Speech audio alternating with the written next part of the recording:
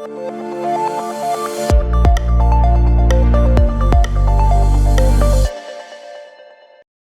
you, Jean-Philippe. Welcome, dear audience. Good morning. The presentation I'm about to give was prepared together with Gilles Massen, Director of Restena, because we both feel there are a number of security protections at the infrastructure level of internet communication that can be put to better use. Next slide, please. I would even say that infrastructure services can protect you from some of the sirens of the internet, just as good old Ulysses sought to protect himself from the siren's call by tying himself to the mast of his ship and plugging his sailors' ears with wax. On the internet, wax doesn't help, however, so we will use an example to look at what protections do the job for packets navigating the internet. Next slide, please. The example at hand is an online attack dating back to 2018. It is remarkable because it combined two infrastructure attacks to conduct a cryptocurrency theft. While the exact scenario was, as far as we know, not repeated or the repetition was not detected, the building blocks of the attack remain in use and are still exploitable today. Next slide, please. So, what happened? Unsuspecting users of MyEtherWallet, a site that manages wallets of cryptocurrency Ethereum, were redirected to a phishing website where the credentials they entered were abused to empty their wallets within 10 seconds of their connection. So far, that's nothing spectacular because the internet is full of phishing websites. But here, the attacker exploited infrastructure weaknesses that are still commonplace today, although defenses do exist. Next, please. What sets this particular attack apart is the Killchain the crooks used, combining BGP route hijacking and DNS abuse to direct the victims to the phishing website. That means instead of using a regular phishing email campaign, for instance, they abused the infrastructure to hide their attack and reach their goal. So let's now look in detail at each element in this kill chain. Next, please. BGP, the Internet Routing Protocol, works by each participant announcing to its neighbors the networks it can reach. Each participant then computes the best path to each destination. This particular attack, the crooks pretended they had the best path to MyEtherWallet's DNS service by announcing a better, more precise route. So these were the real addresses of the DNS server, just ending up at the wrong server, the one controlled by the attacker. And no, there is nothing stopping you from having two servers with identical IP addresses. That's even something that can be used for productive use. So any DNS resolver that saw this preferred path would now send the queries to a different place, still thinking they were talking to the real DNS server. Next slide, please. The DNS server now did what any DNS server is supposed to do. It was answering named queries with IP addresses. But instead of responding with the real address for myetherwallet.com, it provided the address of a malicious phishing server. The poor victim had, at this stage, absolutely no clue that something was going wrong. Next slide, please. As a consequence, victims connected to the phishing website instead of the real one. The bad server, however, showed a wrong certificate, and this is where the last barrier failed. Used to ignore certificates, people clicked through, ignored the warning, and handed over the credentials and were immediately stripped of their Ethereum. Next slide. And there it is, jackpot for the attacker.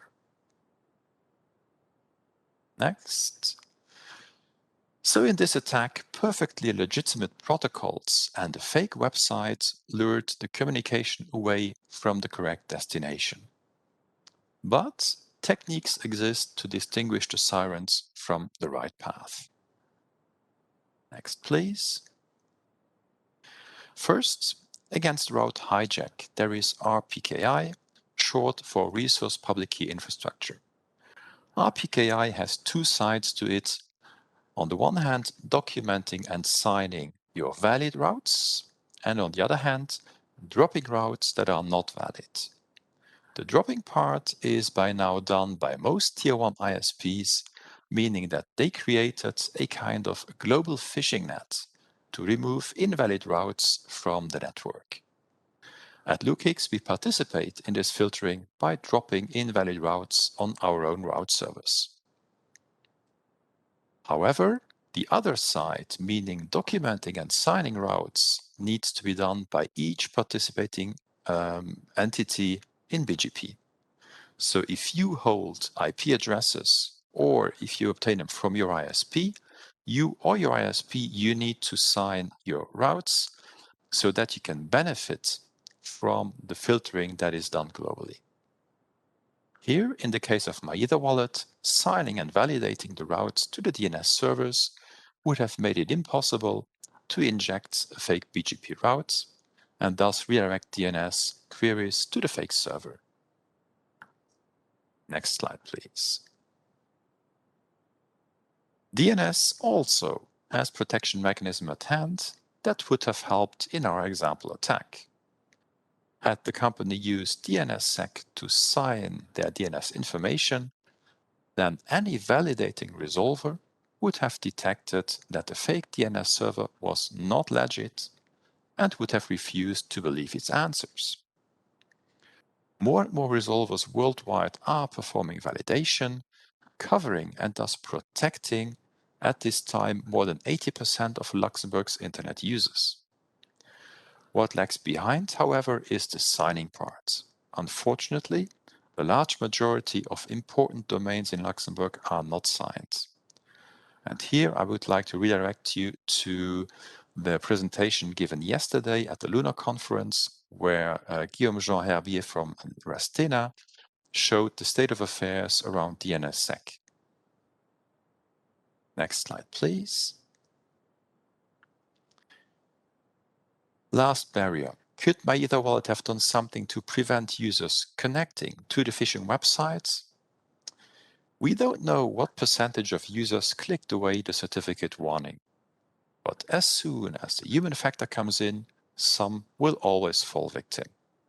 Still, there are options to make it harder to bypass warnings. The site operator could, for instance, have positioned the HSTS header, thereby instructing the browser to disallow any bypassing, not even offering the option to bypass the security warning. Such headers are typically set with very long expiry times and will be cached in browsers. And you can even pre-populate some browsers with this. Next slide, please. So closing the two attack vectors used in this case will not remove all risks. If the attackers had gotten access to MyEtherWallet's regular DNS configuration, for example by obtaining credentials at the registrar, then the attack would have been even easier to conduct and potentially more destructive. Therefore, I'm referring you to the previous presentation, if you haven't followed it, where best practices shown to mitigate other risks related to DNS. Next slide, please. So, to conclude, do not overlook the added protection that your infrastructure, if put to good use, can offer you.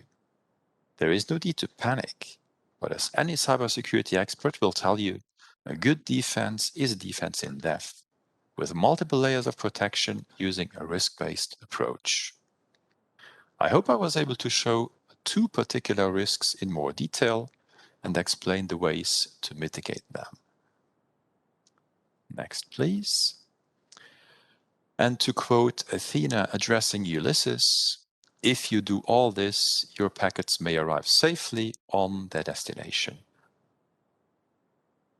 Although in reality, internet looks a lot more like this. And with that, I would like to say thank you for your attention. Don't hesitate to get back to me with any questions via the Swapcode meeting platform. Thank you and enjoy the rest of our conference.